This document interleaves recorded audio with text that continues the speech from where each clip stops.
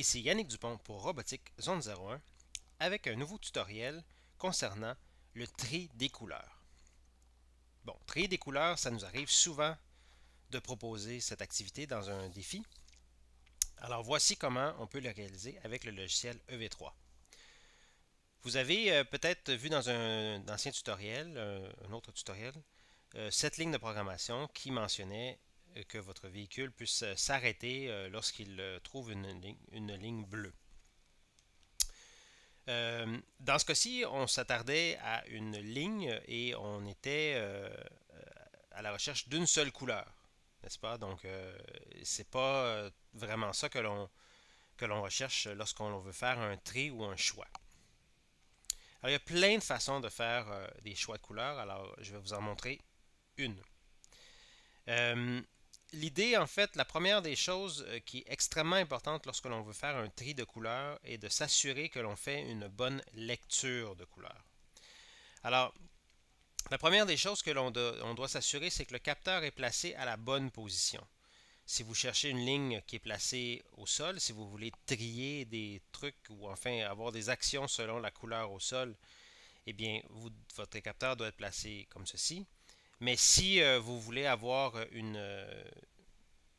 tri de balles de couleurs, eh bien, probablement que votre capteur doit être placé différemment, ou du moins de manière à pouvoir lire la couleur de la balle.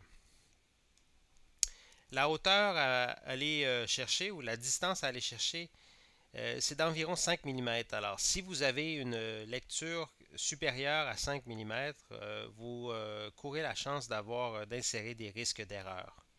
Alors, vraiment, là, le plus près possible de la surface, le mieux c'est pour pouvoir faire la lecture et faire le tri de couleurs. Ça commence avec une bonne construction. Ensuite, on va aller au niveau de la programmation. Donc, on pourrait penser en fait que votre véhicule, cette fois-ci, s'est déplacé euh, et s'est arrêté à un endroit bien précis. Donc, on pourrait le voir de cette manière-ci. Donc, votre véhicule a avancé et s'est placé dans une position idéale et s'est arrêté. Il pourrait y avoir plein de façons de se questionner également sur comment arrêter le plus précisément possible sur un endroit, mais ce n'est pas exactement l'objectif de ce tutoriel et ça dépend également de la situation en question.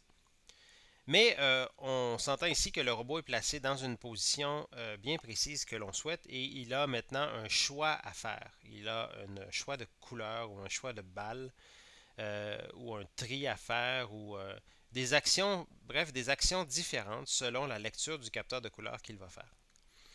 Alors, dès qu'on parle de choix, on va devoir utiliser ce qu'on appelle le sélecteur.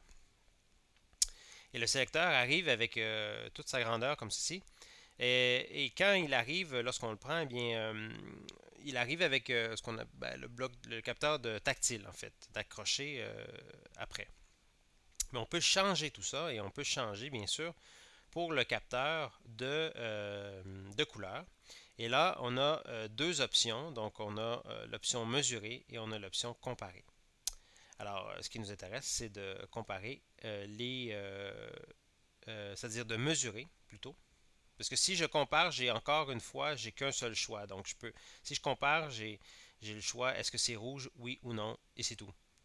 Alors, je vais retourner et je vais aller, pardon, mesurer une couleur. Voilà. Alors ça, c'est nouveau dans le logiciel EV3 qu'il n'y avait pas dans le logiciel NXT. Et donc, vous voyez ici que la fourche, ou enfin l'embranchement, toujours séparé en deux. J'attire votre attention sur le petit plus qu'il y a ici. Parce que lorsque j'appuie dessus, eh bien là, je peux créer différentes lignes ou différentes conditions. Et ces conditions, ces lignes, eh bien, je peux les choisir, en fait, la couleur que je veux. Donc, on pourrait avoir une situation maintenant à trois balles. Et on pourrait avoir donc une balle bleue, une balle rouge et une balle noire de disponible sur la surface. Pardon. Comment je travaille avec ça maintenant? Eh bien, on pourrait penser que la balle, je devais taper que les balles noires. Alors, ou enfin taper les balles noires à gauche et toutes les autres à droite. Donc, on pourrait s'imaginer en fait que lorsque je souhaite taper les balles noires, eh bien c'est un autre moteur qui vient en jeu. Et en fait pour taper toutes les balles, mais que pour taper les balles bleues, eh bien je dois taper dans un sens, alors que pour taper les balles noires, je tapais dans l'autre sens. Alors voici la différence. Donc les moins seraient placés ici et le plus serait placé là. Voici donc comment faire un choix, poser des actions différentes pour selon une situation. Dans un autre tutoriel, je vous parlais d'utiliser la couleur pour vous aider. Alors, ce serait une bonne occasion ici d'utiliser la couleur également pour voir si vous avez fait les bons choix ou si votre programme fonctionne bien. Alors, on pourrait dire, bien sûr, ça va marcher juste si vous avez que 3 couleurs, mais on pourrait associer une couleur ici à chacun d'entre eux et voir là, si, bon, donc si vous avez une balle bleue, ben, c'est la lumière verte qui va s'allumer. Donc, ça vous permet de tester votre programme.